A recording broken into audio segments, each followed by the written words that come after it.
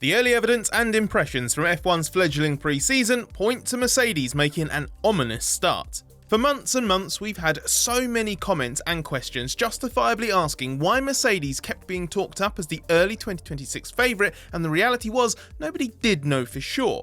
But there was a very blurry initial picture that had Mercedes being in the best place, which it has started to justify now the W17 has run on track. Hence the odds on the team and George Russell winning both championships shortening among bookmakers as last week's Barcelona test progressed. Mercedes did the most laps, was quickest on track when it did run, and was only outpaced on the final day by Ferrari, and by a tiny margin, when conditions were better and Mercedes had already finished its test. Initial feedback on car and engine is encouraging, the most amusing comments being George Russell quoting team boss Toto Wolff saying the new car is not a turd, then Wolff confirming that interpretation. Wolff himself hinted how happy Mercedes is when he said they're enthusiastic about the new rules and you wake up with more of a smile if your car is quick, and generally we are happy people.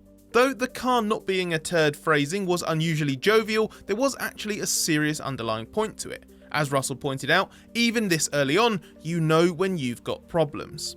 The negatives are highlighted early in testing, like porpoising just a few years ago, but Mercedes seems quite confident that it has avoided such banana skins, which we will explain more about shortly.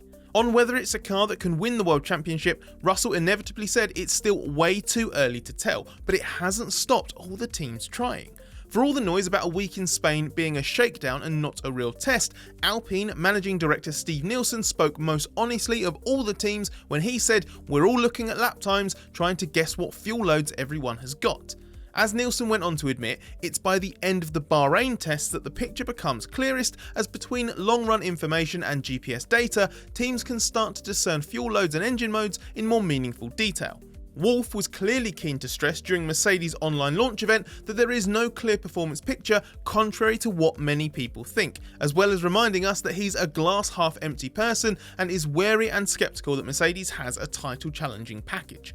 But Spain's definitely given a first impression, and the initial private conclusions tally with what we could observe ourselves from the outside, that Mercedes seems to be ahead of a pack made up of Ferrari, McLaren and Red Bull, and is undeniably happy with how things have started. There's been no attempt from Mercedes to hide its satisfaction with how its preparation and then first week of on-track testing have gone. There are no prizes for completing the most laps or finishing its test earlier than most, but it did mean two things. One, the car ran so well that Mercedes had no downtime in between days of running where it needed more time to prepare, and two, it gave itself an extra 24 hours to start crunching all the data. And when trackside engineering director Andrew Shovlin pointed out in the middle of the test that Mercedes was losing more time because others were stopping on track and pausing the sessions than through its own issues, it was a great accidental brag. Shovlin was simply stating a fact that the only things that held Mercedes up were external factors, which underlines just how on top of things the team was, but it was amusing all the same that he basically pointed out others being less well prepared was getting in Mercedes' way.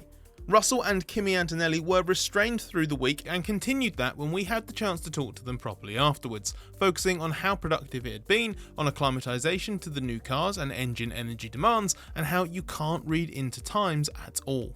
The emphasis across the 3 days was about learning and not achievement, but they've obviously not denied it was, as Russell said, a very positive test that exceeded our expectations in terms of reliability and how smoothly it went. Engine validation was the primary objective for all the manufacturers last week, and Hal Thomas, who runs the Mercedes engine program, suggested there is still plenty more to come. He said, "We weren't running, but we managed to walk in the test," which is quite foreboding given the impression Mercedes made on almost everybody. The faster paced stuff will come at the next 2 tests in Bahrain, making sure everything is nailed on and perfect for the start of the season proper. It's not the early pace of the car or even the reliability that has left Mercedes most encouraged though. Go back 4 years and Mercedes completed another productive pace-setting test in the first week of running with the 2022 cars. That was no indication of what Mercedes would actually be able to achieve that season or in that entire rules era, which was a very sobering one for the team. The lap times are inevitably a red herring at this stage, and good mileage only counts for so much, but how the car feels and what the data is telling them versus expectations is the most reliable information Mercedes has to work with. This is where things sound better than they ever did in the ground effect era. Countless times across 2022 to 2025, Mercedes personnel would end up mentioning variants of the car has this much theoretical potential, but on track it's doing something else. After getting caught out at the start of 2022, Russell admitted Mercedes wanted to reel in expectations this year. It was confident that there wouldn't be any crazy unknowns or unforeseen things like the porpoising phenomenon that caused Mercedes nightmares when the ground effect era began, but the thing about unforeseen problems is you don't anticipate them in advance. That is why Mercedes left Barcelona last week with such a positive feeling. The car reacted as it expected, the aerodynamic performance being measured on the car tallies with what's being seen in simulations, and how the car handled on track is broadly the same as in the virtual world. The feeling in reality is never identical versus the simulator, but Kimi Antonelli said it was actually quite a bit better. And Russell said this overall correlation is something we've not really experienced since 2021 as a team, and so it was ticking every box Mercedes wanted to tick. Something that helps make this a little more meaningful is that Russell claims he was pushing the limits of the car immediately. So Mercedes will be optimistic that all the positive early reads aren't just because the car's being run too conservatively, and all the problems will be unearthed once it all gets turned up to 11. The Barcelona version of the W17 clearly wasn't its final form, and when everything is balanced on more of a razor blade in terms of setup optimization and engine power, there's bound to be stuff the drivers don't like or that the team needs to improve. But Russell's implication from saying he was pushing the boundaries of the car from the very start is that he was doing enough early on to clock any initial vices and, most importantly, any big discrepancies with all of Mercedes' preparations and expectations back at base, and that hasn't happened yet. But if things do change when everybody gets to Bahrain and starts pushing more, we'll be right there to give you the inside story. Make us your F1 Paddock Pass for 2026 by joining the Race Members Club. It's the perfect time to check out a 7-day free trial and see the true picture of what's happening in F1. Just head to the Members Club via the link below to claim your trial. Reliability was really impressive among most teams and manufacturers at Barcelona, so this is certainly not as simple as us saying Mercedes was the only team that could get its engine to work and therefore it's streets ahead. There was certainly no repeat of the disastrous start most had with brand new hybrid engines back in 2014 when hardly anyone else could string laps together at the first test.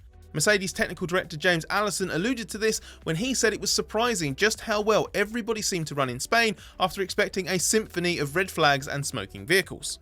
That means teams will hope to go into the season itself focused on performance rather than, as Allison put it, trying to keep everything held together with baling wire and tape, which puts an even bigger emphasis on getting the most out of the new engines as early as possible.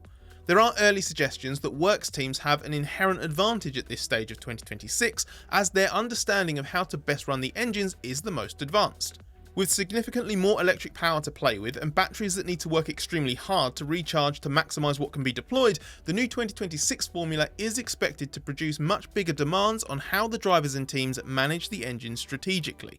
This favours teams like Mercedes at the moment as they've had the most information at the earliest opportunities, designed their cars around maximising that, and tuned all of their simulator preparation around that knowledge. It's considered no coincidence that the best prepared teams last week seemed to be Mercedes, Ferrari and Red Bull.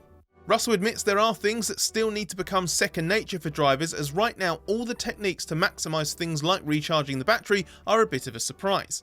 He reckons the ones that put the most work in today will come off best, and in that sense, Mercedes racking up so many more laps than most has to be considered an early advantage. Of course, the engine side is where Mercedes has been repeatedly said to have the edge all along, especially when the compression ratio rumours emerged late in 2025. This relates to Mercedes supposedly getting a head start on rivals by exploiting the new reduced compression ratio rules and how this is only measured when the cars are stationary.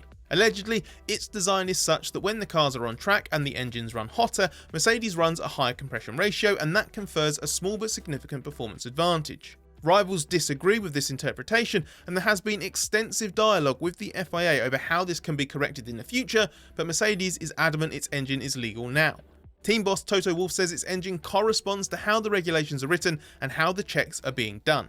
He also took a swipe at rivals for concentrating more on others than themselves, who he told to get your shit together instead of holding secret meetings and sending secret letters and keep trying to invent ways of testing that just don't exist. Wolff wondered if rivals are trying to find excuses before the season's even started, and whatever the reality, it's a heavy hit back at all the speculation and bodes well for a big talking point if Mercedes ends up starting as strongly as everything so far suggests it might.